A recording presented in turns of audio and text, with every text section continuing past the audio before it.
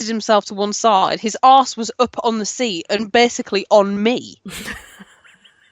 And he was coughing and spluttering. Oh no! And Matt was just looking at me. Matt was just like, "This is just so fucking typical of our holiday." And then he needed to fill out his because he was Canadian, so he had to fill out his like immigration thing. And he was like, "Oh, I can't see it." Like, it took him like 8 or 9 times for him to say what he was trying, because he was like mumbling. I couldn't really hear him. So then I had to fill out his fucking immigration thing for him. He was diabetic. Are you serious? And he was.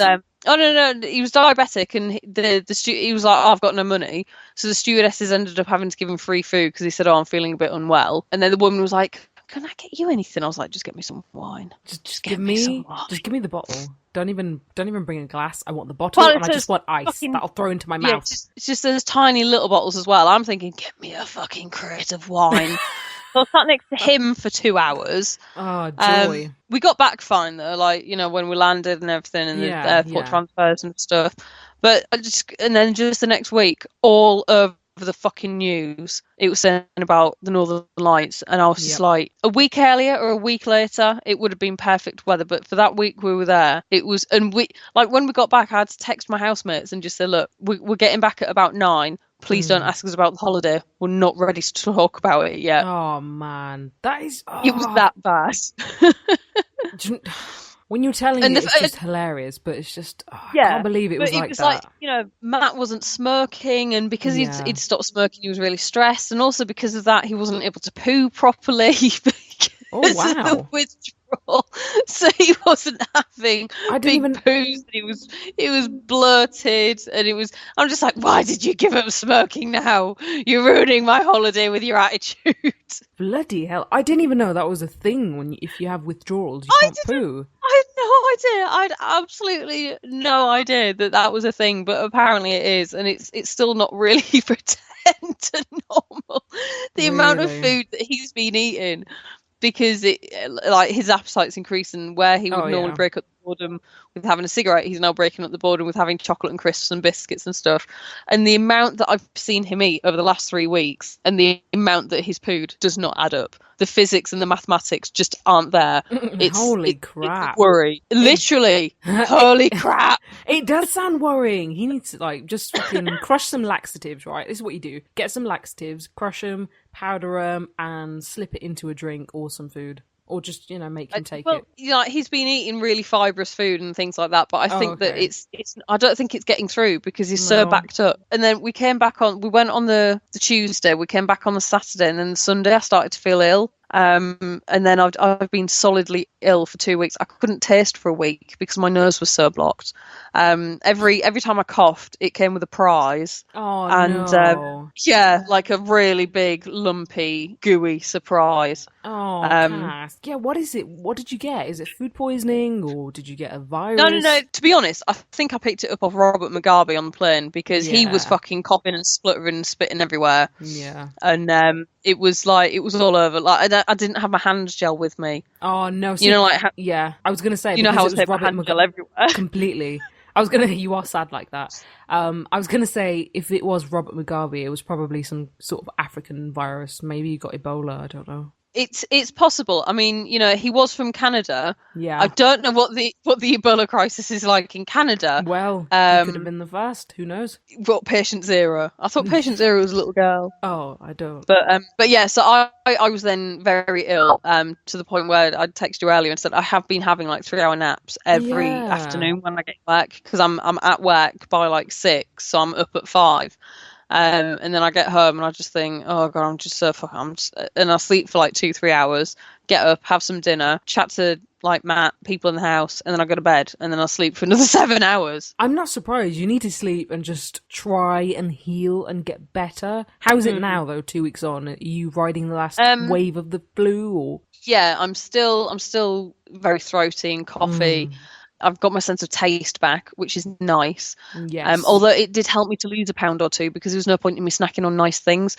But I kind of made up for it this weekend with an awful lot of wine and chocolate because I was stressed because I had to buy a car.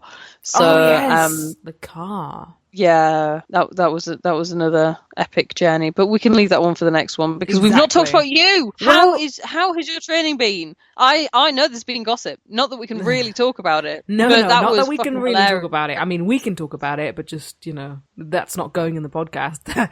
But We need to protect the innocent. Yes, we do need to protect the innocent. Cough, cough. I'm not naming any names.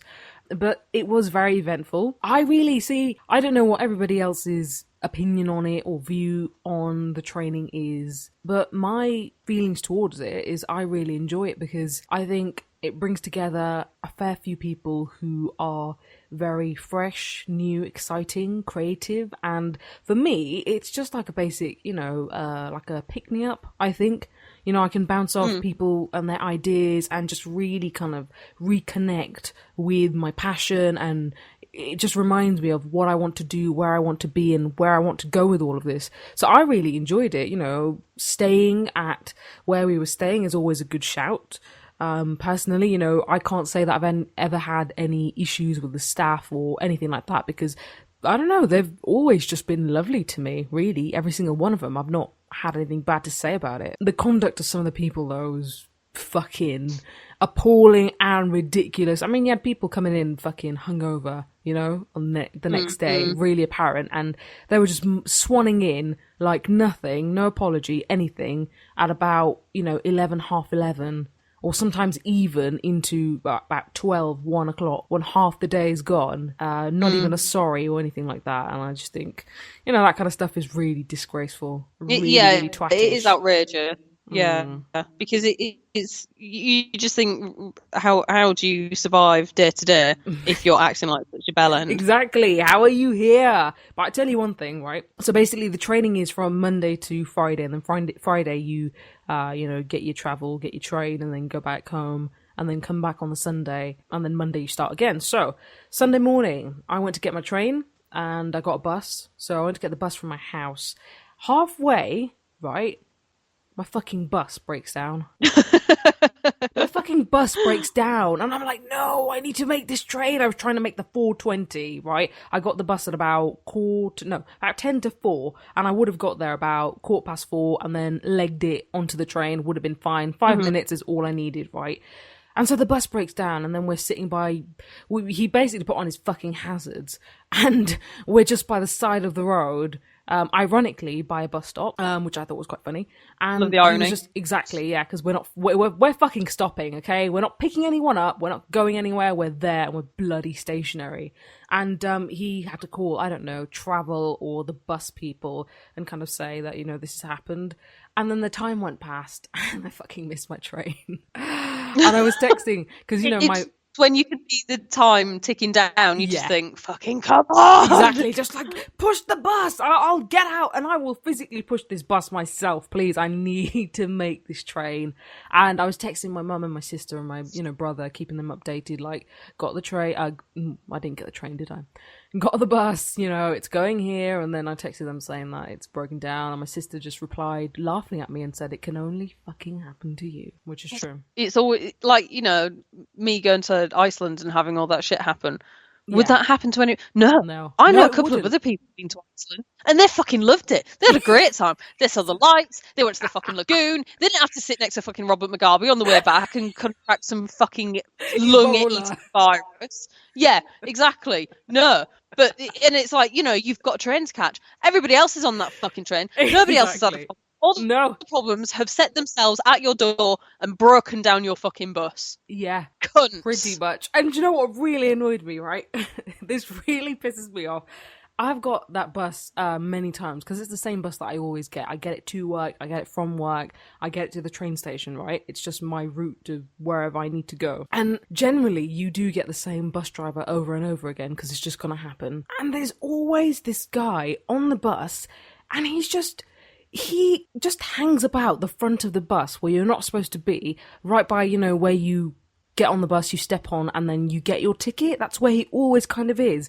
And so there's a lot of awkward, as you get on the bus, of him just being in the way, because he's quite a big fella, and it's just, It's very awkward and So weird, and he doesn't work for the bus company or anything. No, He's just a he's just frequent there. traveller of the bus. Yes, and he stays there for this one guy's particular shift every single time. And I think, bless him, he's got it into his head that he's some sort of bloody bus conductor, and it's a bit worrying. God. I fucking. Do you know? I don't miss having to get the bus anywhere. Because you just get some fucking lunatics on the bus. And having a car is really useful because like I can just nip to work and back if I'm not like jogging or walking or whatever. But like I've been on the bus with some fucking crazy people, and they always want to talk to me. Yeah. Always. It's because you've just got that face. Like, don't fucking talk to me because you stink and you're talking bullshit. Yeah. In fact, there was one guy on the bus, and I'd had a couple of drinks, and I was trying to be polite. And you know me, I don't like to be polite. I normally just like to tell people to fuck off. Yeah. And I thought, like, we had bananas at the door the 9 o'clock at night, knocking on the fucking door asking for money. Matt answered it, and he was like, "Look, mate, I don't want to waste your time. We've got, we're not able to provide any cash or anything, blah blah." And this guy's still giving his fucking spiel. That door would have been shut, and it would have been fuck off, cunt. It's 9 o'clock at night. I've got no problem with charity at all. I don't like people knocking on my door at night. On 9 o'clock on a Friday night. If I had money, I would be out spending it, getting smashed. Yeah. Because I'm British, and that's what a lot of us do. But I'm inside in my raggy PJs. Do I look like I've got 2 fucking quid to rub together to give to you and your fucking starving children that living on the streets? No, I haven't. So fuck off. And on that note, we will see you for episode 8. Bye. So much anger.